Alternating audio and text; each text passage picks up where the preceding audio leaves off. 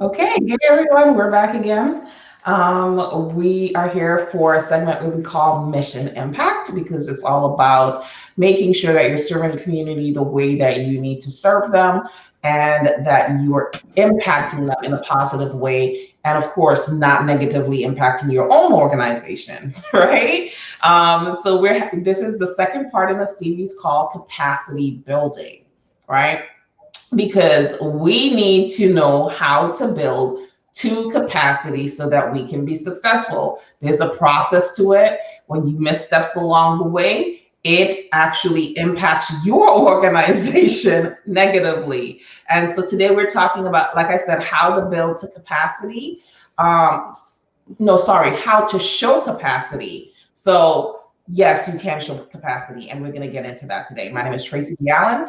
I'm the owner of TBA Consulting. I am an impact strategist, a social enterprise consultant, a small business funding strategist, and I have about 20 plus years in this industry. I like saying that because then we all go ahead and say the same thing, and then it adds up to over 60 plus years.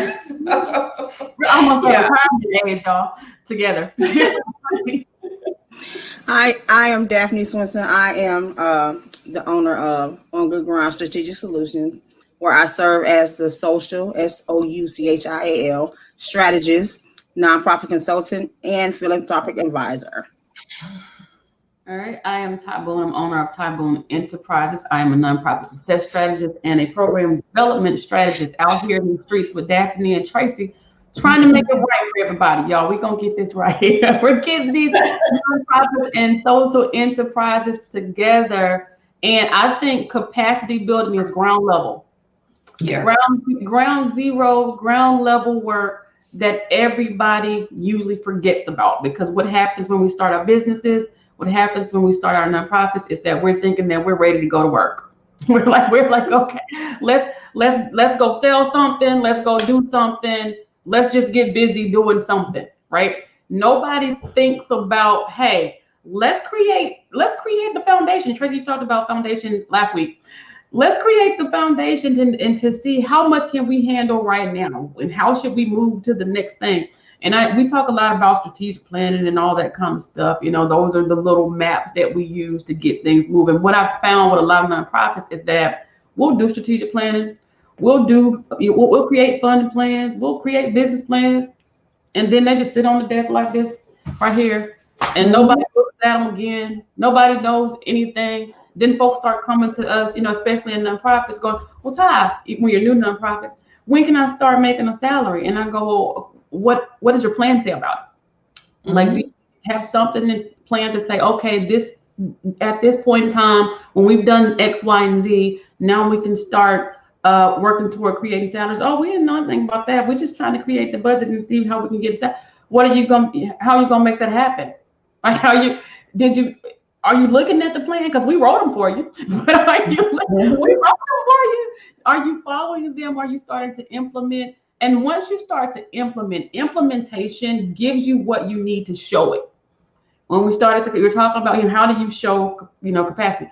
If you are implementing, you're going to create certain results, right? Certain things are going to happen. So if salary is the thing and you're trying to have staff and you want to pay your staff or whatever, once you start implementing the steps necessary to attract maybe unrestricted revenue, or you're doing things in your organizations where you're drawing support and you can start attracting different levels of funding, you're putting forth certain kinds of work, you have your job descriptions and you know what it is you're going to be doing, you're building along the way. Now you're in a position to get staff, right? And you know that this is something that they should be paying for because they're doing work. And when you're doing work, money is going to come because you're doing something to get paid for. A lot of us want to be paid when doing the work. You have to get paid for. But you start implementing the program, you start doing the work. Now you're able to show results. You show that you are worthy. And I'm talking about when I'm talking here, I'm talking about these founder ED, these kind of grassroots, people. Not something that you inherited. Sometimes you can go into a nonprofit or you go into a business, it's already there. So the way has already been made for you. The reason that they invited you on to staff is because they have capacity to hire staff. But when you're from the ground, and I just said that capacity is ground up. When you're on the ground, that may not be the thing. You have to work your way to it. So you have to create the bridge to capacity by doing the work and producing results. And now because of your results, you're worthy of funding. And that's how you move to your next level of best. Y'all go ahead. Y'all, maybe I'll talk all day. I'm not gonna talk all day. I'm talking to myself, but I'm not gonna talk all day. Y'all go ahead. So capacity for founders. I think sometimes, when you begin to build yourself, begin to build your portfolio as a nonprofit founder and leader, what does that look like? So if when you started your nonprofit and you didn't know anything, what classes have you taken? The educational components. What certificates have you even just went and got yourself? Nonprofit management is a good component, not for you to say that you know everything, but it will give you the basics in each area, leadership, fundraising, nonprofit management, and capacity building as well. So just don't look at it as you have to show for your organization as itself. You also have to show for yourself as a leader. Yeah. When we're talking about showing capacity, I want to touch on two areas: in your business plan and your strategic plan. All right, I guess I could touch on fund development plan too, but let's start with the business plan. When you do your business plan, you have goals, objectives, and KPIs, right? So yesterday someone asked me, what's the difference between a goal and a KPI? What is a KPI, right? And so it's your key performance indicators. How you know that you have met your goals, right? So you have goals, you have objectives, and then you have your key performance indicators, or your benchmarks, however you want to put it, right? That is your sign that you have met that particular goal. That is how you show your capacity. Have you met that goal? So you set the goal, you implemented strategies to actually achieve that goal, and then you have what should happen if that goal is met. If that goal is met, then you met the capacity for that specific goal. Now you need to know what happens next.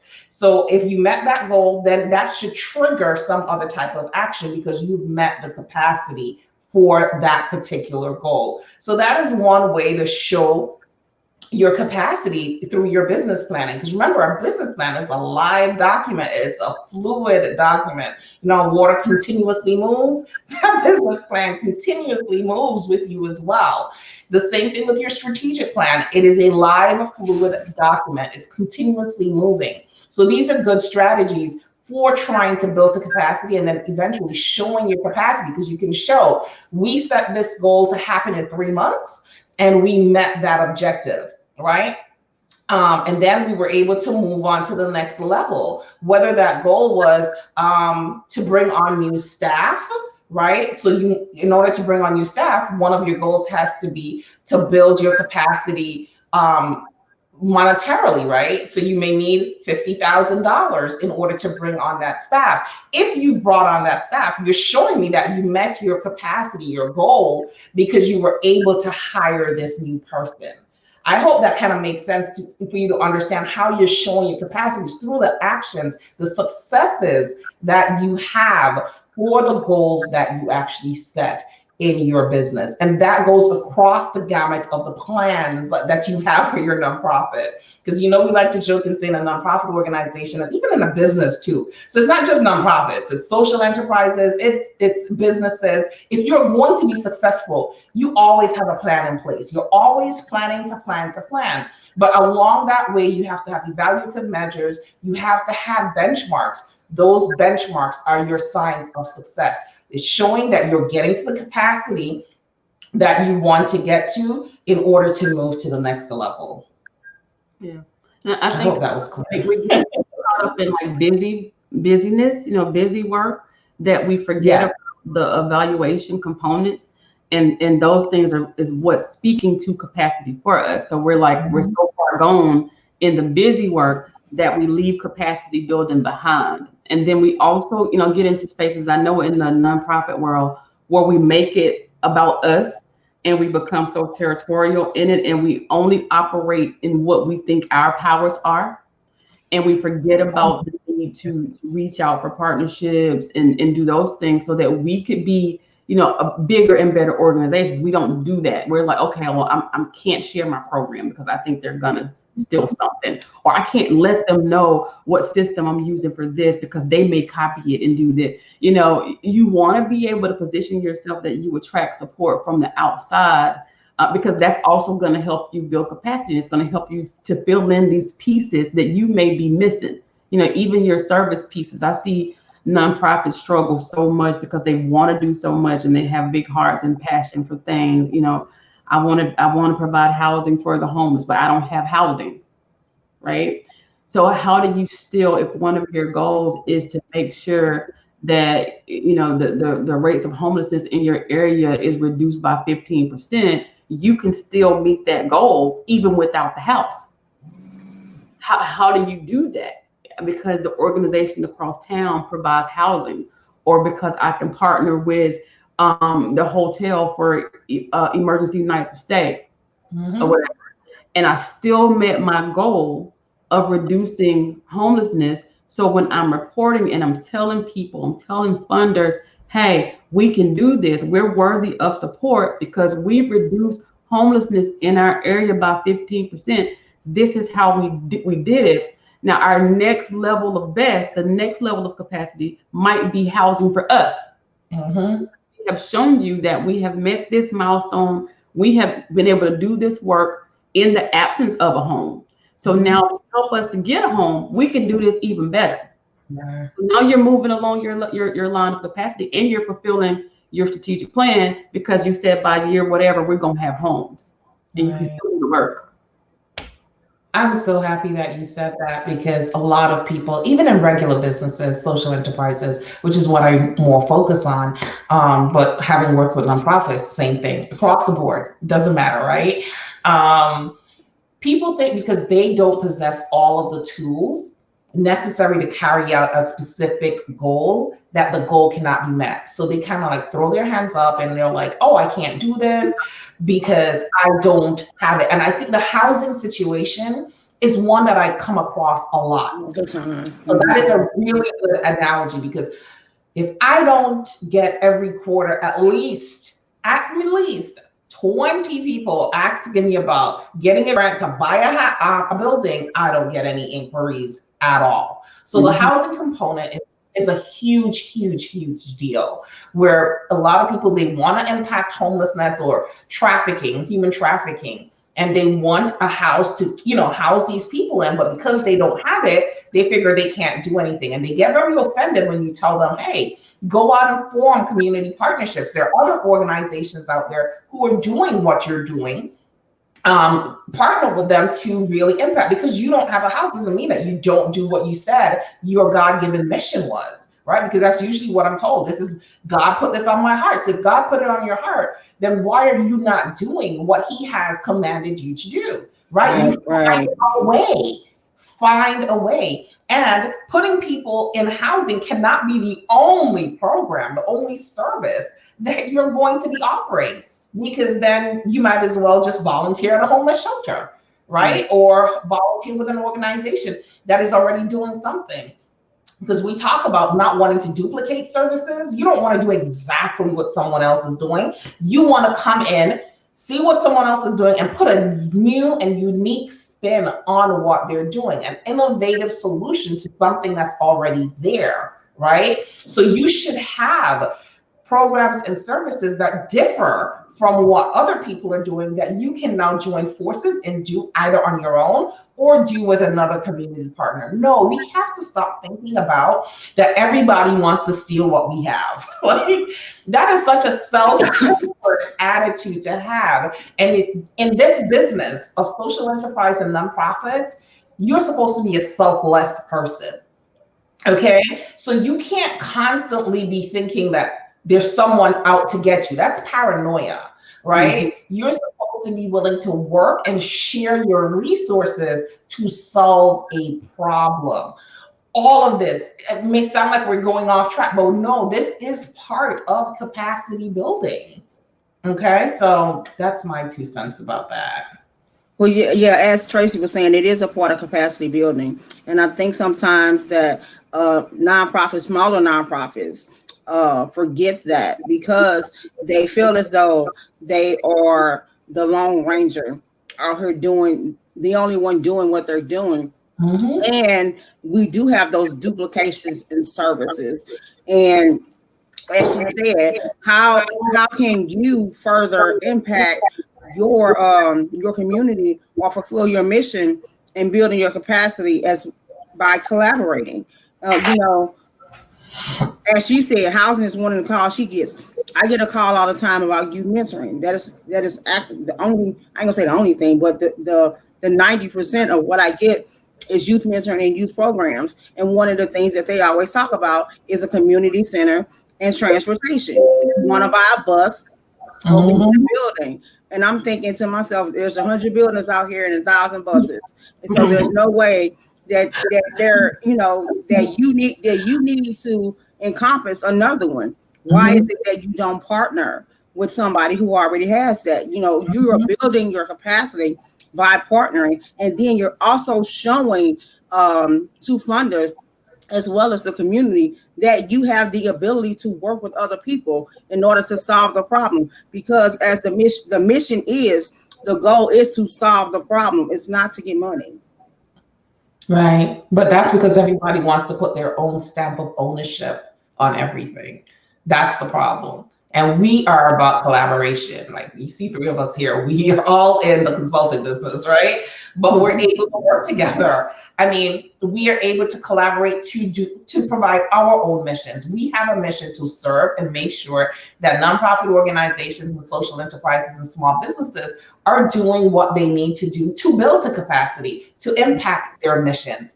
And we find that it's easier for us to do it together than for us to do it apart.